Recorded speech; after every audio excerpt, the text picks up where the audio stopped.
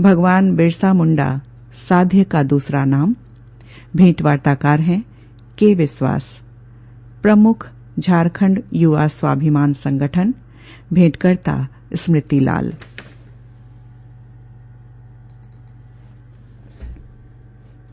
अपनी जमी के उलगुलान उद्घोष के साथ 1 अक्टूबर 1994 से ही अंग्रेजों के खिलाफ लगान वसूली को नकारते हुए नौजवानों के नेता बन गए।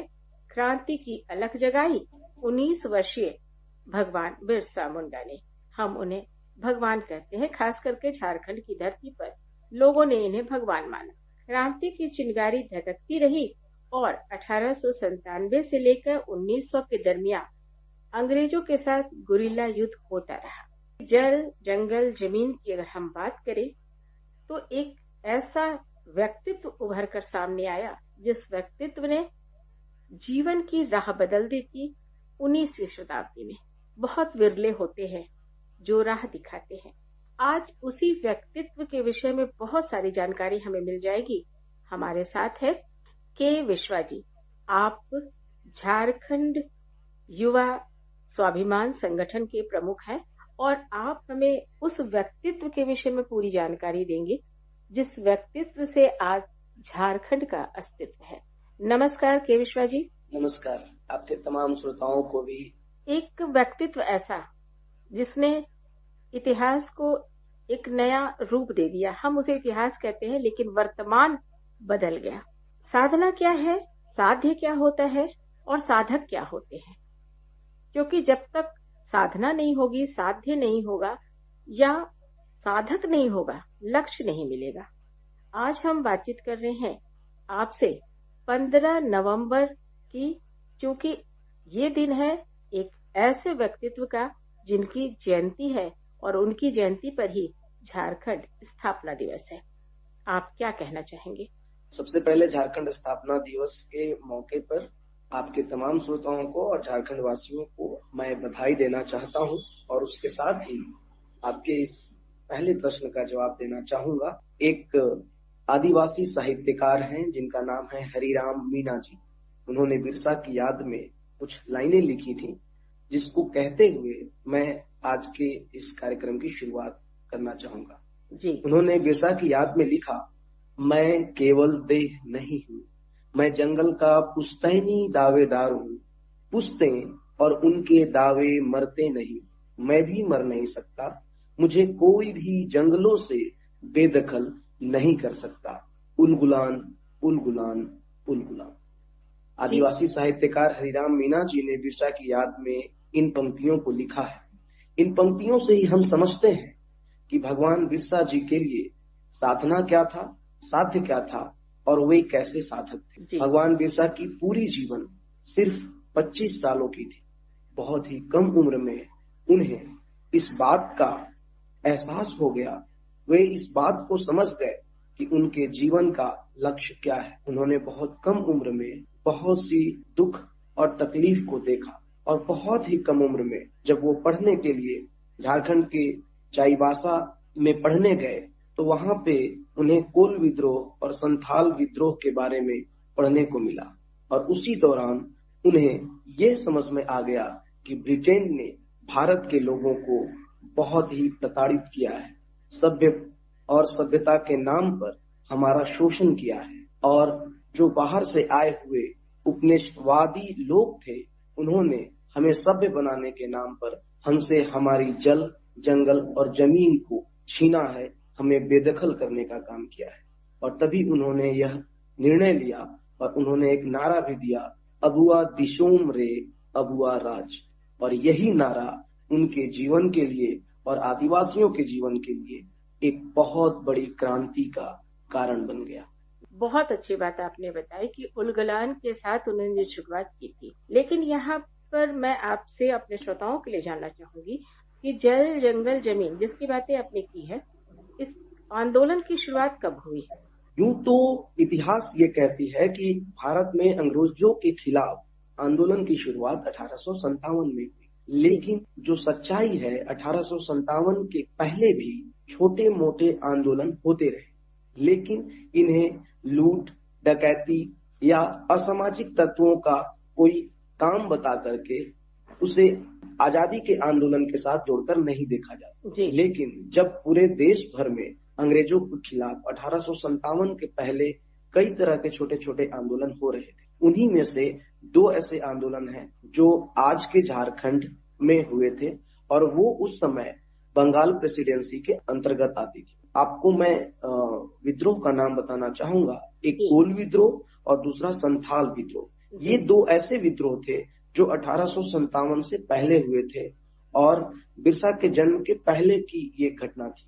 जब बिरसा बड़े हुए और ये 2 विद्रोह के बारे में जब जाने, जब समझे, तब इन्हें मालूम चला कि हमारे साथ अन्याय हुआ है और हम जिन्हें जो वनवासी हैं, हम जिसका जंगल घर है और जंगल में रहने वाले जो पशु पक्षी हैं वो हमारे परिवार के सदस्य हैं और जंगलों के असली मालिक हम हैं, या यूं कहें कि जंगलों से हमें प्रेम है और हम जंगलों के साथ ही जन्म लिए हैं और जंगलों पे अधिकार हमारा है, कोई हमें जंगलों को छीन नहीं सकता। जब ये उन्हें एहसास हुआ और जो मौजूदा दौर में जो अंग्रेजी हुकूमत के द्वारा किया जा रहा था कि उन आदिवासियों से उनका जंगल छीना जा रहा था और आदिवासियों को कहा जा रहा था कि ये असभ्य हैं, इन्हें ईश्वर के बारे में पता नहीं, हम इन्हें ईश्वर के बारे में बताएंगे और इन्हें सभ्य बनाएंगे। इसके नाम पर अंग्रेजों ने आदिवासियों का दमन किया था और इसी दमन के खिलाफ कोल विद्रोह और संथाल विद्रोह हुआ था। जब ये पढ़ने के लिए चाईबासा में गए, जो अभी झारखंड का एक जिला है, जब वो चाईबासा में पढ़ने के लिए गए तब उन्हें इस बात का एहसास हुआ कि हमारे साथ अन्याय हुआ है, हमारे लोगों के साथ अन्याय हुआ है, और तब इन्हें ये समझ में आया कि जंगल और जमीन की लड़ाई के लिए ही मेरा जीवन समर्पित होना चाहिए। और तब इन्होंने छोटे छोटे सभाएं की और अपनी भाषा में अपने लोगों को समझाना शुरू किया और एक बहुत बड़े उलगुलान की तैयारी हो गई और वो धीरे धीरे क्रांति में परिवर्तित हो गया। आप युवा हैं, आपकी दृष्टि में जो साधना पथ है भगवान बिरसा का, जिन्हें लोग भगवान मानते हैं हमारे झारखंड में, खास करके हमारे मूल निवासी आदिवासी, आज के युवा क्या इस पथ पर चल रहे हैं? देखिए, इसके 2 आयाम हैं।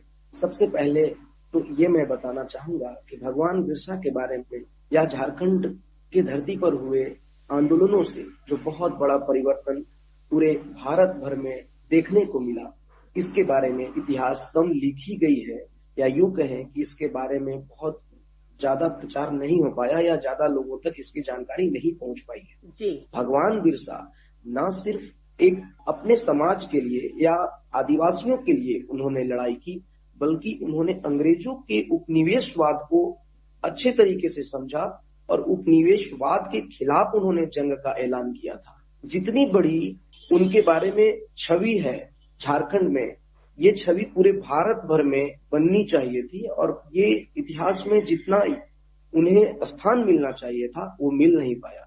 लेकिन भगवान बिरसा सिर्फ झारखंड के आदिवासी समाज के लिए ही नहीं, पूरे भारत में अंग्रेजों के उपनिवेशवाद के खिलाफ एक बहुत बड़े लड़ाई के, और उन्हें इस बात के लिए जाना जाना चाहिए कि अंग्रेजी हुकूमत को उन्होंने जड़ से हिलाने का काम किया था और वो झारखंड के जंगलों से जिसकी लड़ाई की शुरुआत हुई थी। इसलिए इसके दूसरे आयाम में मैं बताना चाहूंगा कि आज के युवा बहुत कम जानते हैं, या यूं कहें कि बहुत कम जानकारियां पहुंच पा रही हैं।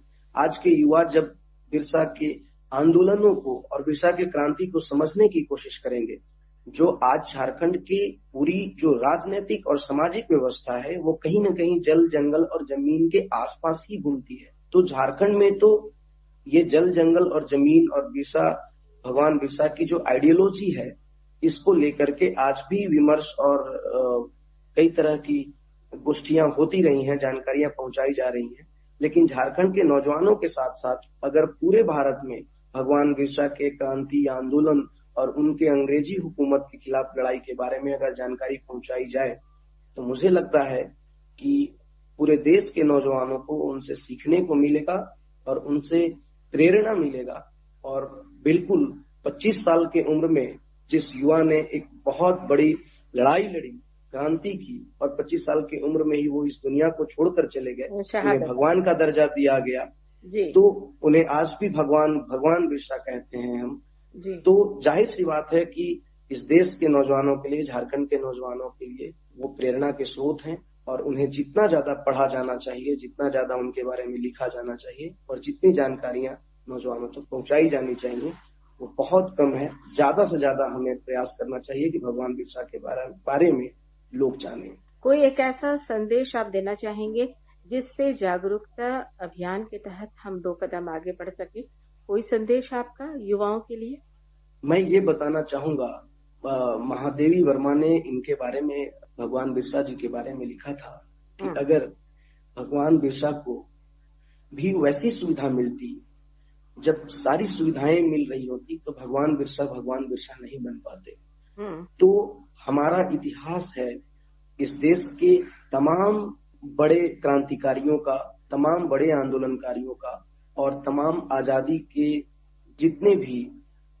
के लिए जितने लोगों ने भी जाने दी, तमाम जो शहीद हुए हैं, उन तमाम लोगों का यही इतिहास रहा है कि बहुत ही सीमित संसाधन में और विपरीत परिस्थिति में अपने हक के लिए, हुकूक के लिए और अपने स्वाभिमान के लिए उन्होंने लड़ाई लड़ी, आंदोलन किया, अपनी जानें दी।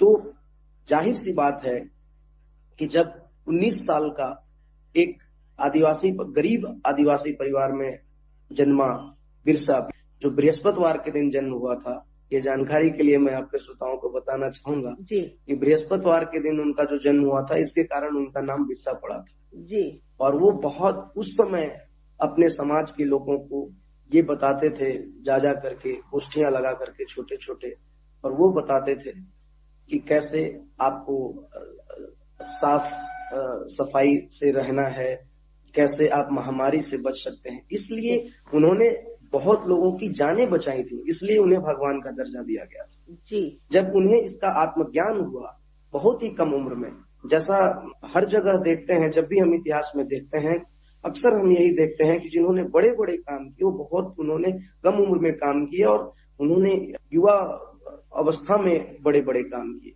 उसी तरीके से इन्होंने बहुत ही कम उम्र में उलगुलान का इन्होंने शुरुआत किया। उलगुलान का जो शाब्दिक अर्थ होता है वो होता है असीम कोलाहल, मतलब एक ऐसी क्रांति जिसमें एकदम कोलाहल ही कोलाहल हो, असीम हो, उसकी कोई सीमा ना हो, ऐसी कोलाहल हो।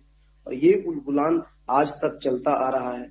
तो नौजवानों को यही समझना चाहिए कि जब भगवान बिरसा विपरीत परिस्थितियों में, जिनके घर में खाने के लिए समस्या थी, उन्होंने समाज को विपरीत परिस्थितियों में, ऐसे नौजवान ने अपने समाज को संगठित किया और उपनिवेशवाद के खिलाफ, अंग्रेजी हुकूमत के खिलाफ बहुत बड़ी लड़ाई लड़ी।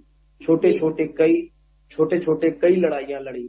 ये लड़ाई लड़ने की जो ताकत है, उन्हें जो मिली ताकत, वो उन्हें अपने विजन को, अपने लक्ष्य को स्पष्ट रखने से मिली। उन्हें ये मालूम चल गया था कि हम गुलामी के इस जंजीर को तोड़ेंगे, और इसको तोड़ने के लिए उन्होंने पूरी ताकत से अपने समाज को संगठित किया और उन्होंने अपनी लड़ाई को आगे बढ़ाई।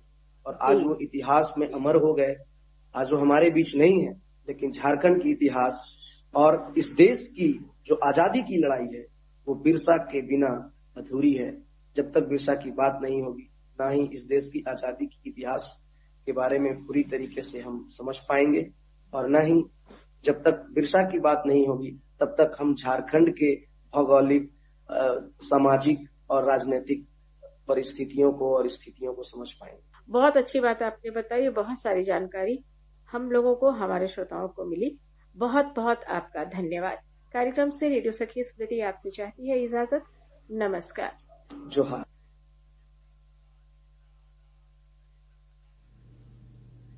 भगवान बिरसा मुंडा, साध्य का दूसरा नाम।